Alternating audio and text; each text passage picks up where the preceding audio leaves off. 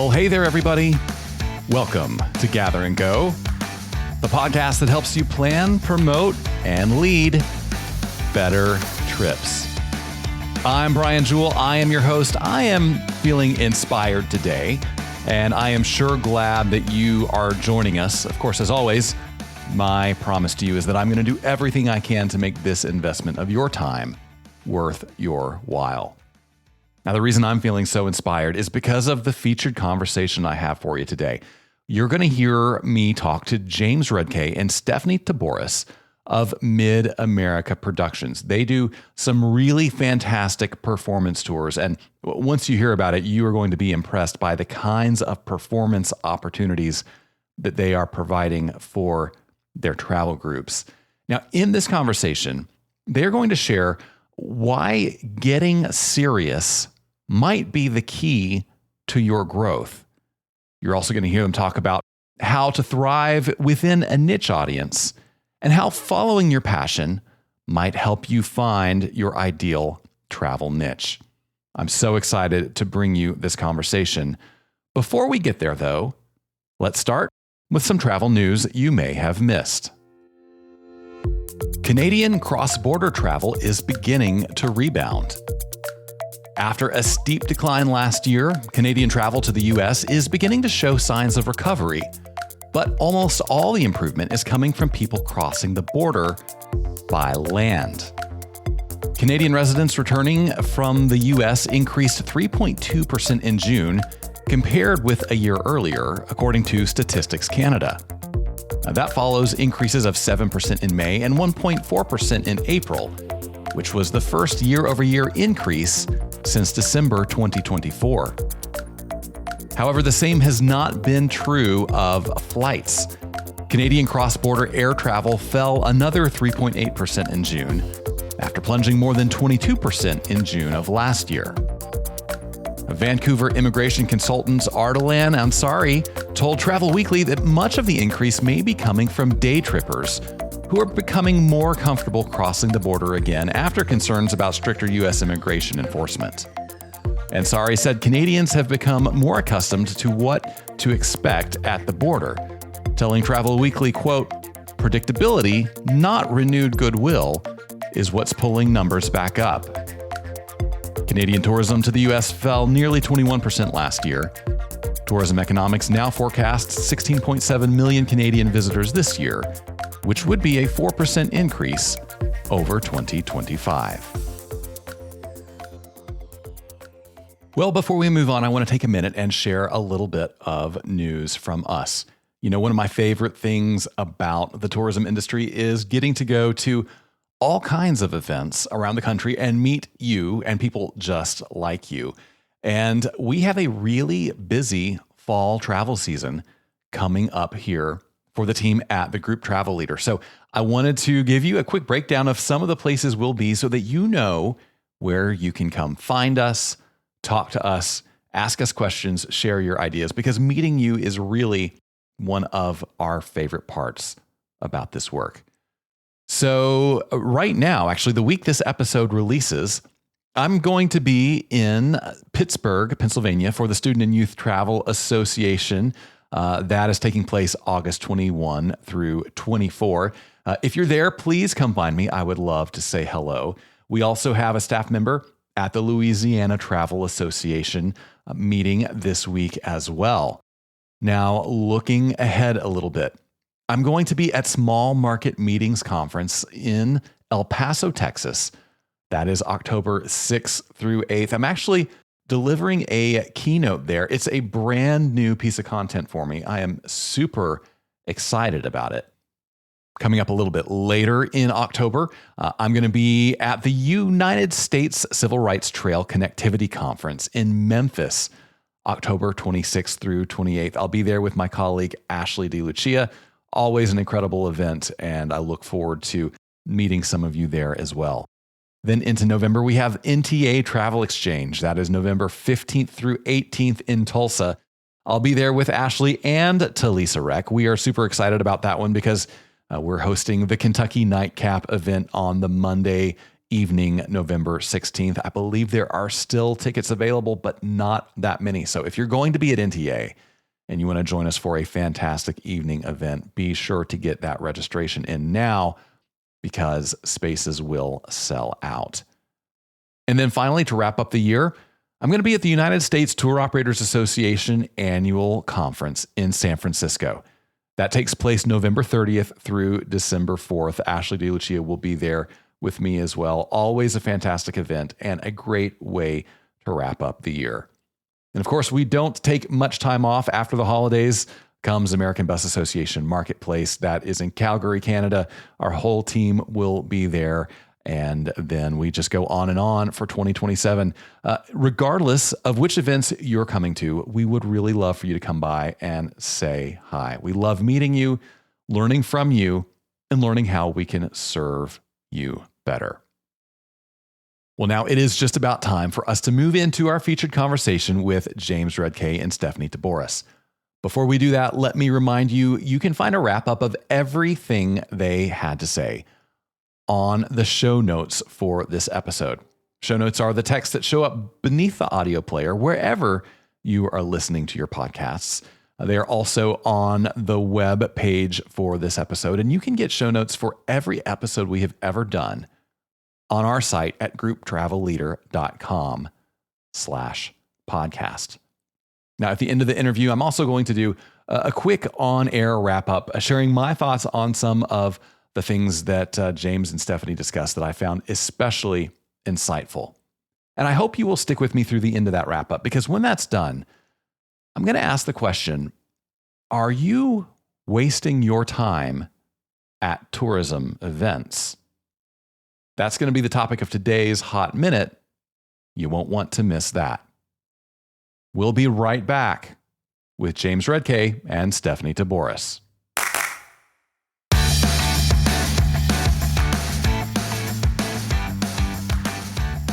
All right, everybody. My guests today are the leaders of MidAmerica Productions and MidAmerica International, companies that combine decades of musical expertise with immersive performance travel to help musicians perform in some of the world's most iconic venues.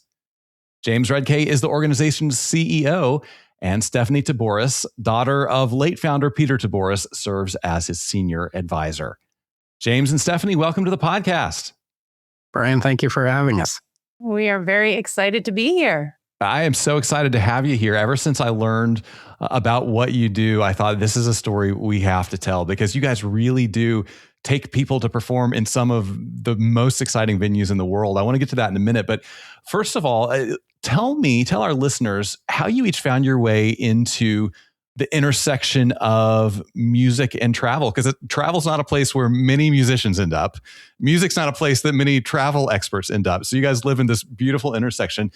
Stephanie, let's start with you, because I know some of this goes back to your family history, right?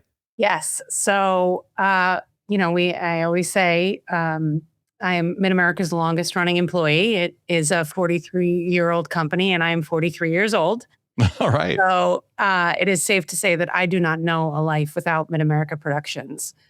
So it is a great honor for me to be here. And, something that is very unique about our organization is really that marriage that my late father was able to facilitate between being an extraordinary musician, but also offering this incredible performance opportunity to musicians from all over the country and the world. And in recent years, we've expanded to MidAm International, which allows us to perform in incredible venues in London and Paris and Sweden and Reykjavik. And so, I have a long history with MidAmerica Productions, a very wonderful and warm history. And like I said, it is truly my honor to be here, carrying on my father's tremendous legacy and sharing this great responsibility that we have of this travel experience. And sometimes it's people's first ever trip. Sometimes their first flight,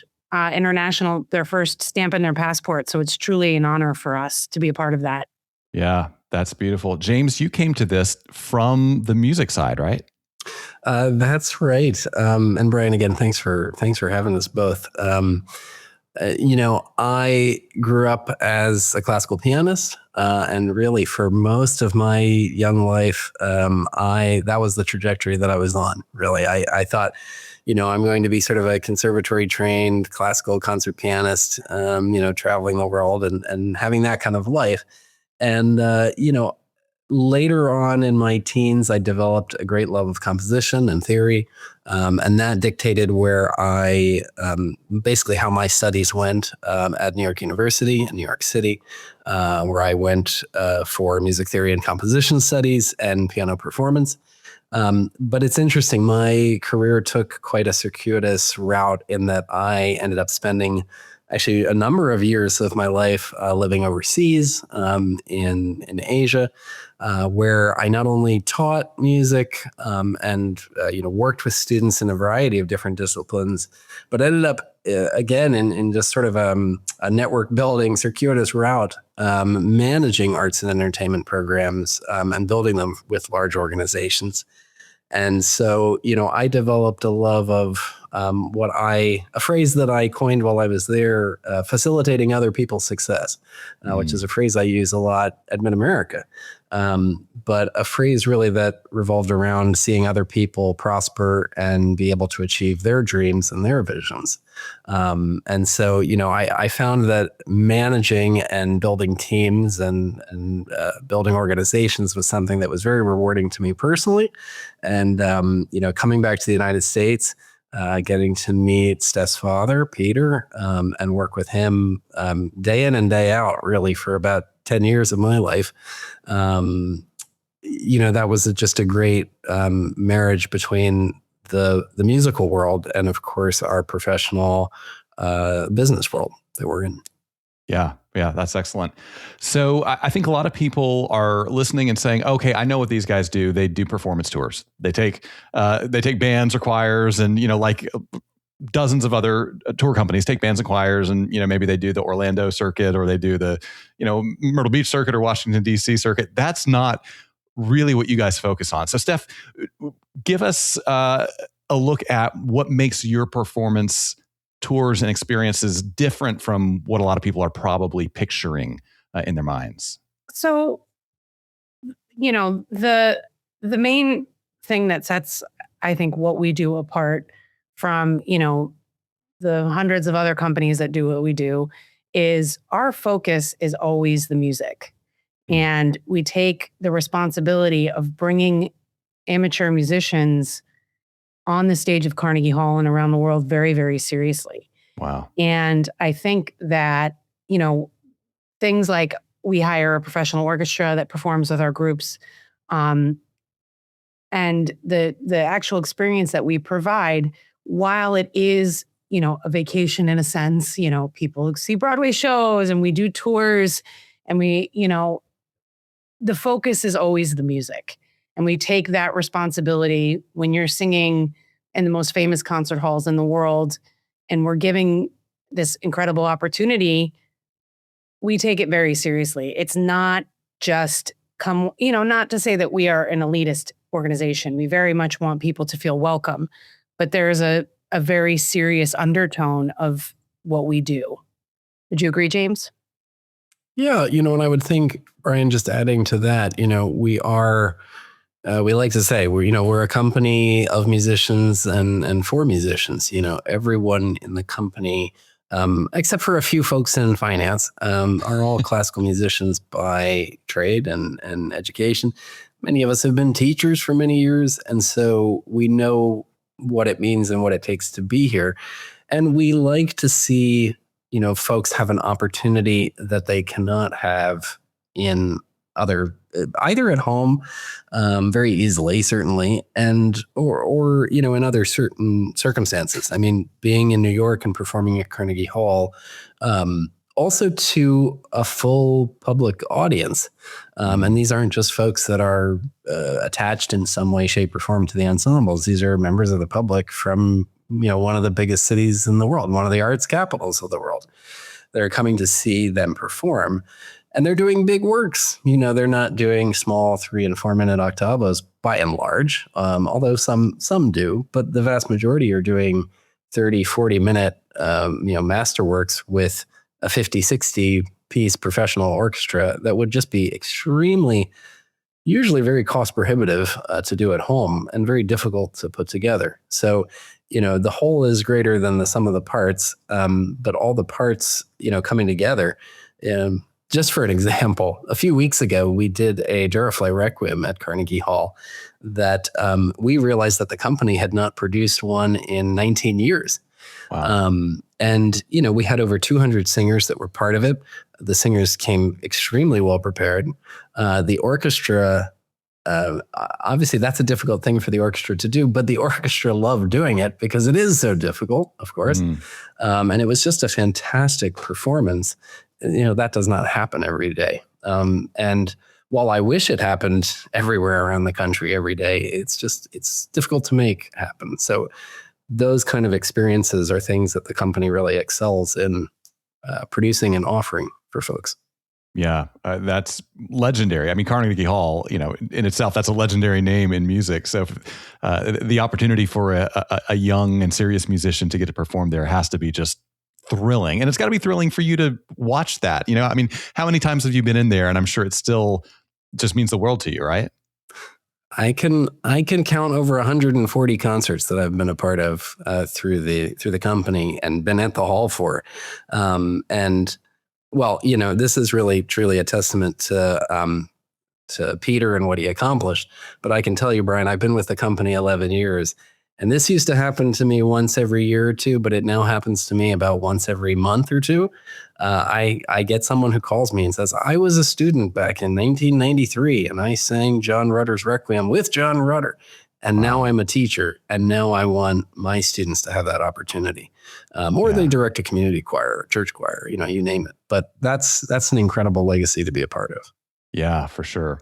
So Stephanie, your dad was a musician and started the company. And you told me before that much of its early success came from really decades-long relationships that he had in New York and in other places. Tell us a little bit of that story, how you guys were able to leverage that and how you continue to leverage the relationships that you have as musicians that, non-musicians may just not be able to tap into the way you guys do. It really started with, I remember being very, very little. And one of the favorite games I used to play with my father is I would ask him a specific city and he would tell me the area code. And he could say, I could say Wichita, Kansas, or I could say, Beaumont, Montana. And he would know because he sat at a folding table in the house I grew up in and dialed and dialed and dialed from a landline. Wow. And was relentless in his pursuit of sharing this. He brought a group of people when he was a college professor in Louisiana, where I was born, to perform at Carnegie Hall and kind of looked around and said, well, why couldn't I do this? And so that's where it really started. And he moved his young family to New York and he sat at a card table and just relentlessly dialed and made these relationships. And I'm sure it was incredibly scary and intimidating. And we like to say, it's not often that you can say that your father invented an entire industry. Right. And everybody that does what we do at Carnegie Hall is a child of ours, someone that or even at this point, a grandchild, because we have now people from, so it is an incredible testament to his initial idea that people are now replicating what we do, not quite to the level that we do it, which is okay. But, it really was in the beginning, his relentless pursuit of sharing this gift of, and, I grew up from before I can remember running through the halls of Carnegie Hall when he would have rehearsals, and I knew all the stagehands and grew up with many of them. And my brother and I would play hide and seek, and so many memories of that hall. And it still strikes me when I walk in there, and I am very used to being there, but when I see the faces of the people that walk on stage for the first time, I have chills every time, because it really is just a magical experience. And it's such a gift that people are trusting us with that honor. Yeah. We take it very, very seriously. Absolutely. So recently you guys have expanded beyond obviously Carnegie Hall, beyond North America. You're doing performances in some of the great halls of Europe. James, how have you guys managed to secure those spots and then secure the orchestras and, bring in all the people that you need to bring in to make this kind of experience happen? Well, that's a good question. I mean, I think it always boils down to the relationships that are cultivated over many, many, many years. Some newer than others, but the company now is building programs across 8 European capitals, which is truly fantastic. A couple of years ago, that was 2 and 3 every year, and now we're looking at, building 8. We're hopefully expanding to about 10, including Canada, which would be really wonderful by 2028, and looking to be on multiple continents by what I hope to be 2030. But those. In every place, it's kind of funny. Peter used to tell us all the time what he was looking for was he was looking for the Peter Tiboris in Paris and the Peter Tiboris in Vienna and the Peter Tiboris in, Athens, But you need folks on the ground in 2 areas. You need folks that are travel agents who obviously know the lay of the land and know hotels and cultural tours and all of that. But then you need, even more importantly, you need the musical context. And it's very funny. I was just having a conversation an hour ago about the person who, in so many ways, is the reason why we do the concerts in Paris that we do. A man by the name of Francis Bardot, who started arguably the greatest, if not one of the greatest, youth choirs in Paris, a long-time Parisian, and was a dear friend of Peter's, but who, because of his many years of work in Paris, was able to see us do concerts in places like La Madeleine, which is the national church of France. It actually was Fauré's church, Saint-Saëns church, Gounod's church. And we actually just, our international team came back a few weeks ago from doing an incredible performance of Fauré's Requiem, along with Lauridsen's Zix Aeterna in La Madeleine. The orchestra that we use obviously comes from those connections, and these are all incredibly professional players that we work with. We're very excited about next year doing the company's first ever tour to Barcelona in Spain. And as part of that, we actually are doing a concert in the Palau de la Música, one of the greatest concert halls in the world. One of the few concert halls that was ever built for a resident choir, the Orfeo Català. Now, in talking about doing Barcelona with John Rutter, who was a longtime collaborator, longtime friend to Peter, and a longtime friend to MidAmerica, John and I were talking about this hall, and of course, he was able to connect me with the artistic director of the hall, which led to meetings and then in-person meetings in Spain, and to help secure the company a concert there in June of 2027. Now, reciprocally, I have asked John to conduct that concert. So we are building it as we speak every day, and it will include some Spanish premieres of John's music. And, it's going to be just another one for the history books, I think. But, those relationships are just key because you can't go there and do it on your own, just knocking on the door and entering in. You have to have folks that help you and collaborate with you and work with you. Yeah. I think a big part of it too was my father's international conducting career.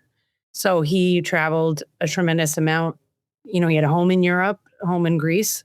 So he was just like here, sitting at a tray table and dialing in Europe, building this foundation of relationships that now we are able to use. And a lot of, I'm stepping into this, when my father passed away, I stepped into the company. I hadn't worked with them on and off throughout the years, but now much more closely. And seeing, developing a new residency and seeing the work that the team puts in. I've traveled to some of these places and we're doing, meeting with people and checking out rehearsal spaces and hotels. And, it's not because of as I keep saying, the seriousness of this responsibility.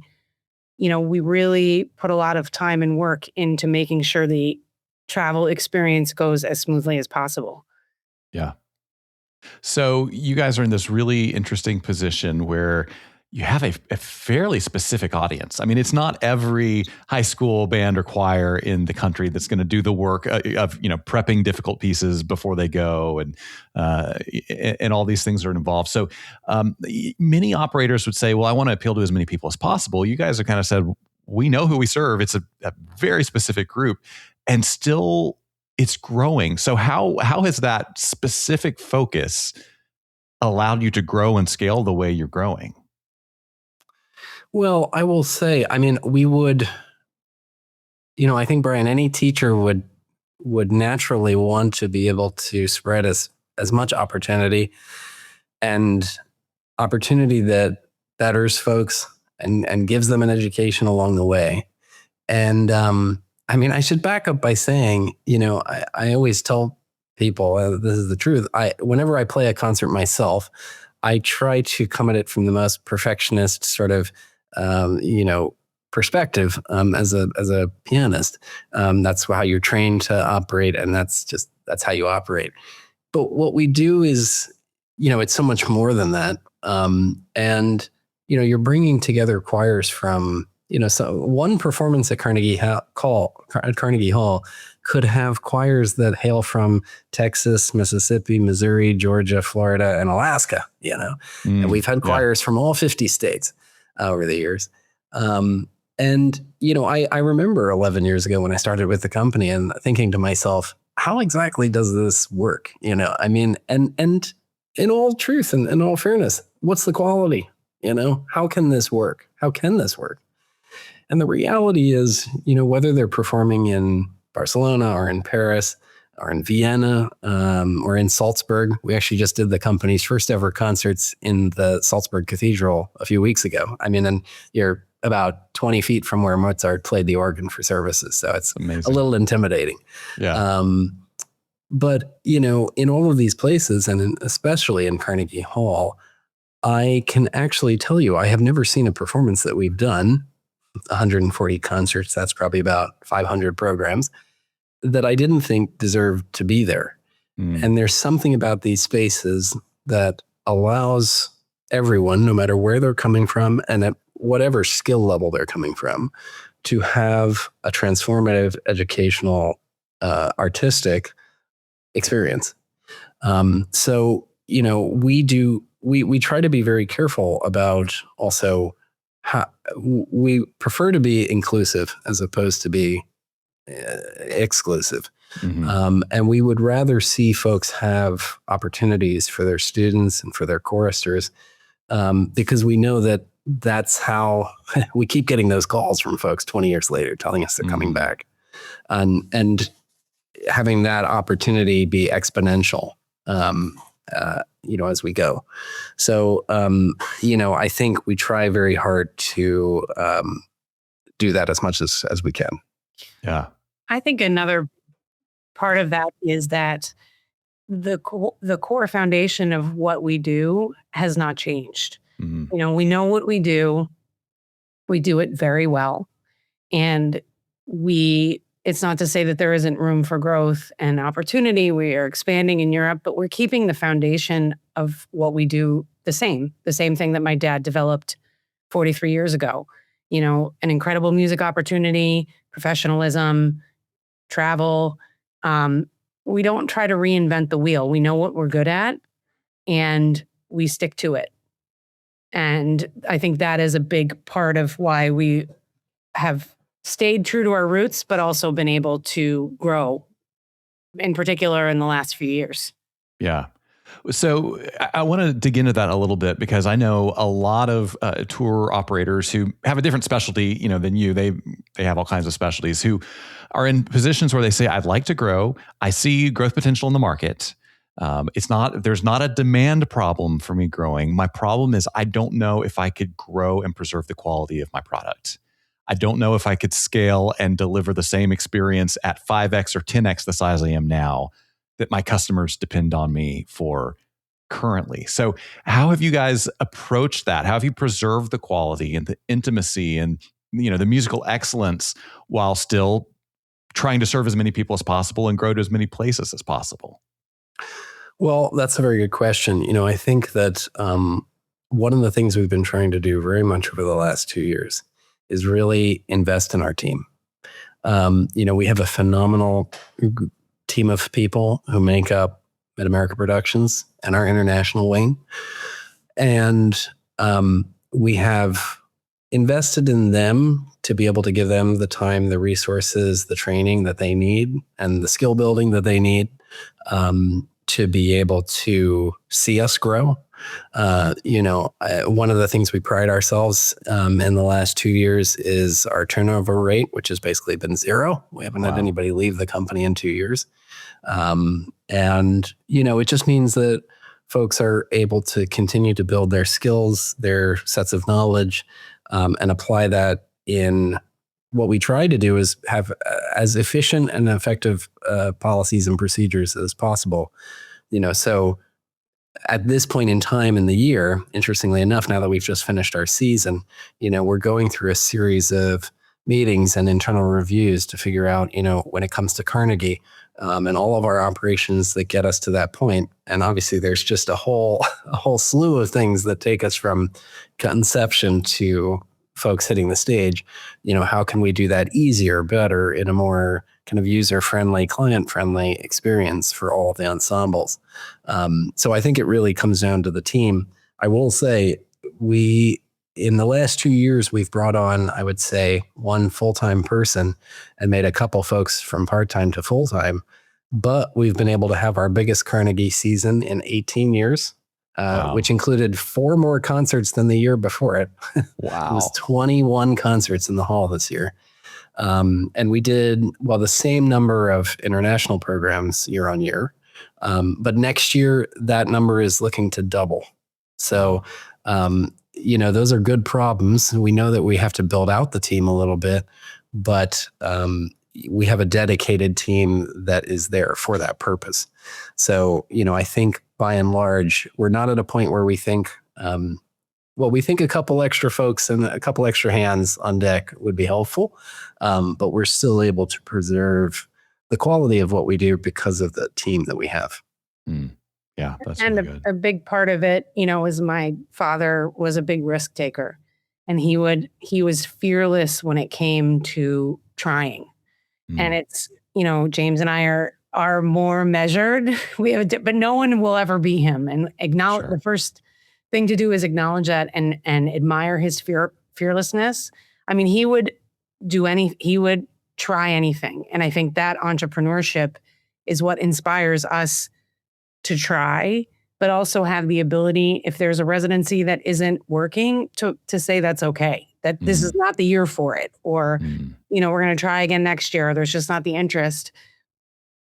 The fearlessness of just let's try, we can do this is really what has carried us through, and having a team that believes in James and I and believes in each other. And genuinely, I go on these residencies and there is a real genuine, everybody, it's a very intimate thing. People are staying in the same hotel. It's 12-hour days with 8 hours of rehearsals and 4 hours of touring. And the team that we have has really, we are all in this together. Yeah. It really is. And I think that carries us through a lot of these weekends too. Yeah, for sure. So Stephanie, you had a front row seat as your dad took something he was passionate about and turned it into this business. We have people listening who are passionate about all kinds of things, cuisine and history and photography. What would you tell them, having seen it, having lived it? What would you tell them if they're thinking, could I turn this passion into a travel experience business?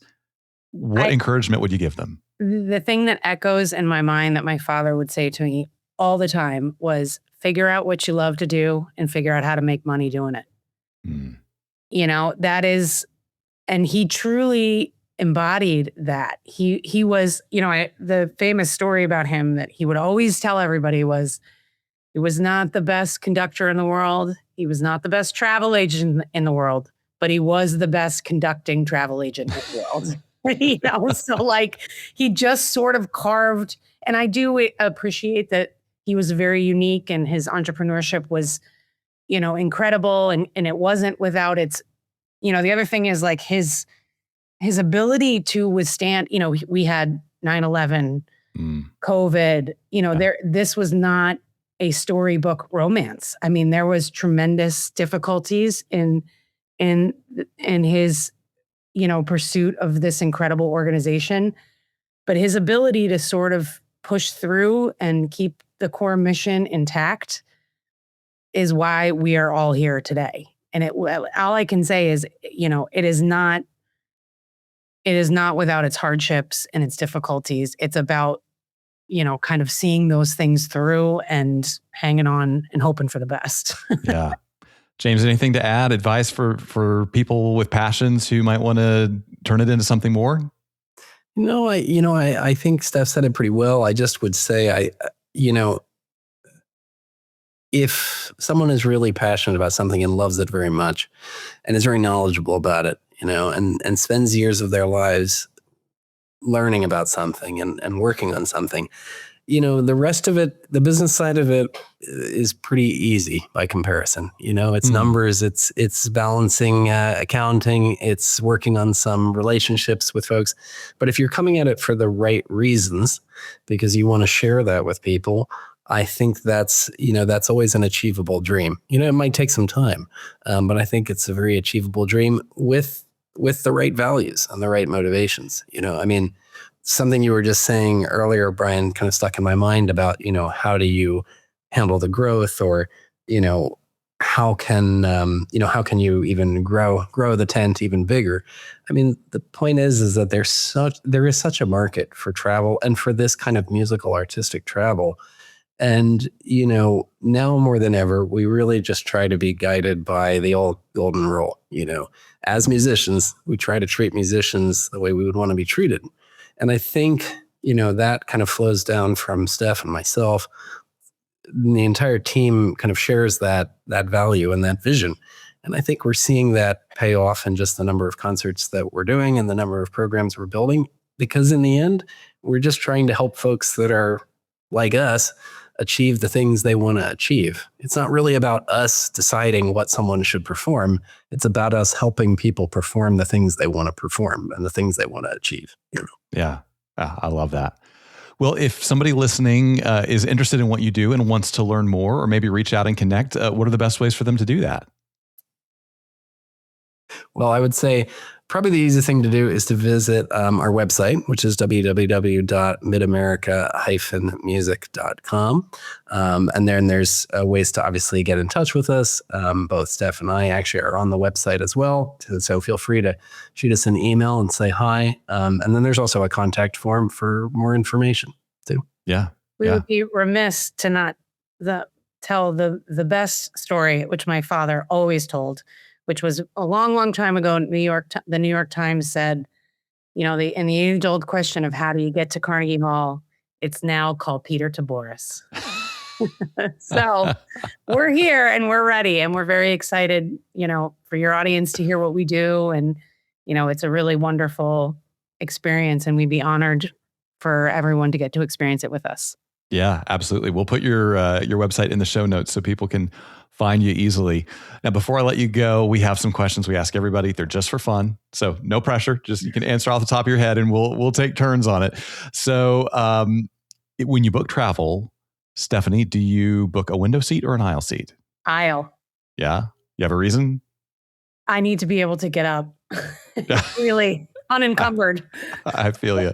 What about you, James? Actually, the exact same answer for that. Yeah, we travel a lot together too. Yeah, that, and it could be something about being getting into that middle age where being able to get up becomes really important. Yeah, right? Yeah. I can't crawl over people like I used to. I feel that. Yeah. So, James, we'll start with you on this next one. What is one thing in your carry-on that you wouldn't travel without? I would always say a good book. I usually have a good book with me just to get me. I don't watch so many movies on planes for some reason anymore. I usually just find myself reading. So, yeah, I'm with you more and more. What about you, Stephanie? I always have my headphones. I'm a big podcaster. Love to listen to my podcasts and headphones and hydration spray. Yeah. Ooh, that's a good one. I don't even know what a hydration spray is. Well, you should next time you travel, it really just refreshes you. You know, after a long flight. Sometimes James and I will do these, travel where we're hitting the ground and we're going to meet people as soon as we land. So I need to look like I don't, I'm not the Walking Dead. So the hydration spray really helps. Okay. I will have to look this up for sure. All right. So let's see. If you had a week with nothing else to do and a free airline pass, Stephanie, where would you go? Oh, goodness. I think I have always wanted to go to Africa. So, do a safari in Africa would be my choice. Yeah. Good pick for sure. James, what about you? I think I would go a little more local. Actually, one of the places that I love going very, very much, I've been there a number of times, is Puerto Rico. And I think I would just, rent a convertible and drive around the island and enjoy a week of, peace and quiet and a few mojitos. Turn off the cell phone and just vibe out, right? Yeah. Yeah. I love that. All right. Well, our last question is, what is one thing you have seen or done on the road that you wish you could go back and experience with someone you love? James, does anything come to mind? Oh, that's a very difficult one. I would need to think about that. Steph? I was luckily, I think I'm actually going to be able to do this we're doing a residency in Dublin, in 2027. And I had gone in college with some girlfriends and hadn't been back since. And there's something very magical about Ireland. And the minute we landed, I felt a kinship to the country. And I'm not a lick of Irish, not a single sliver, but really felt like it was a very special and spiritual place and felt a real connection there. So I'm hoping that my husband and children can join me there in June of 2027. If everybody can survive the flight, we have a 7 year. Never know. Yes. But yes, I would love for them to see the magic that I felt there. It was really, really, truly magical. Yeah, absolutely. James, any thoughts? Well, I mean, I would just say, as Steph was speaking, I have 2 young sons myself, 1 and 3, almost 2 and 3. And so I look forward all the time, especially when I'm at Carnegie and certainly in places in Europe. I look forward to them being able to join me as they get older on all of this. It's just really fantastic. You have so much to look forward to, and we will forgive a little lapse in your thought processes here and there because you've got very young kids and you are in the hard days, my friend, but they're beautiful days for sure. All right. Well, this has been excellent. James, Stephanie, thanks so much for joining me today. Thank you for having us. It was our pleasure. Thank you, Brian.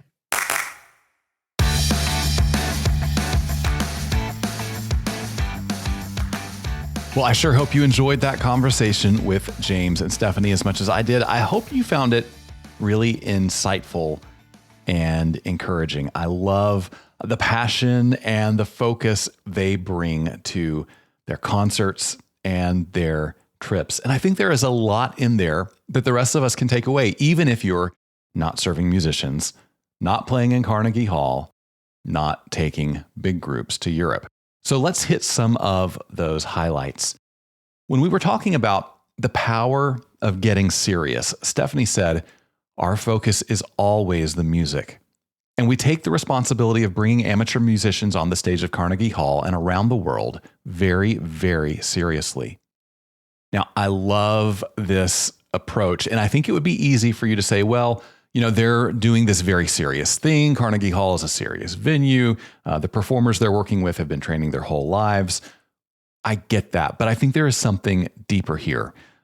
What I want to draw your attention to is the power of being serious about your work, because you don't have to be performing in the world's greatest concert venues to be doing serious work. I believe people's travel dreams deserve to be taken really seriously. And when they trust you with those dreams are just as meaningful to them as the dream of playing in Carnegie Hall may be to a lifelong musician. And so you need to treat it with the same level of seriousness. You need to give it your all. You need to take any reasonable step you can to ensure that you fulfill those dreams in a meaningful way. Now, when we talked about how MidAmerica Productions has managed to thrive with such a niche audience, Stephanie said, the core foundation of what we do has not changed. We know what we do it very well.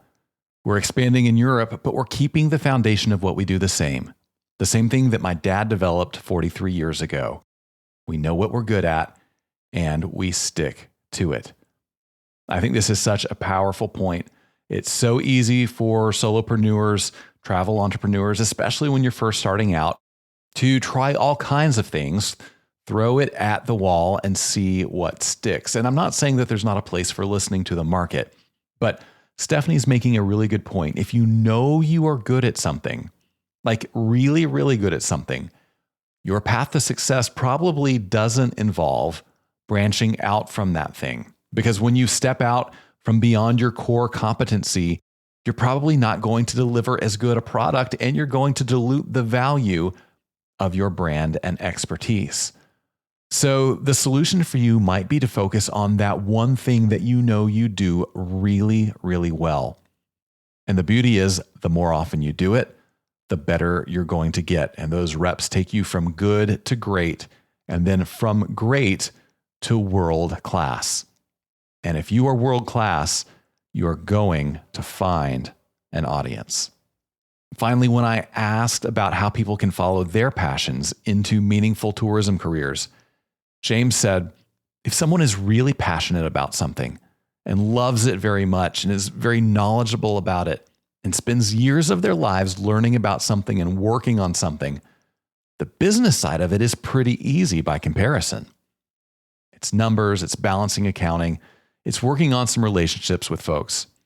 But if you're coming at it for the right reasons, because you want to share that with people, I think that's always an achievable dream.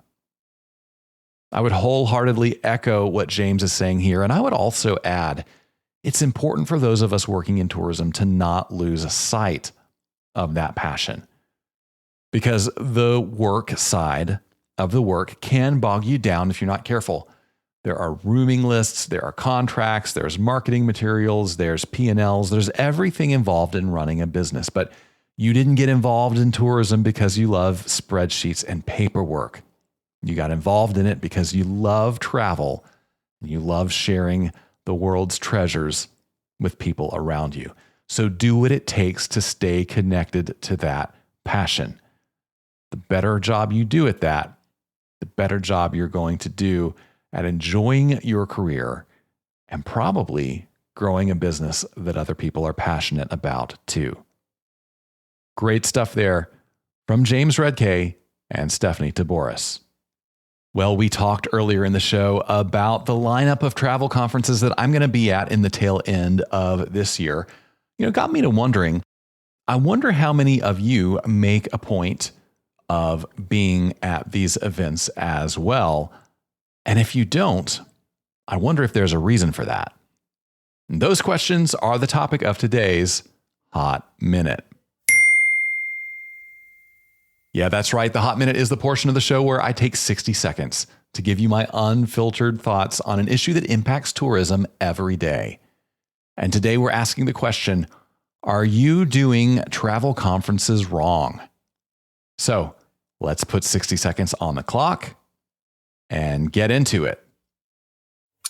There's a lot about conferences that's less than ideal. The venues can be lackluster, the networking events can feel forced, and the schedule can be brutal.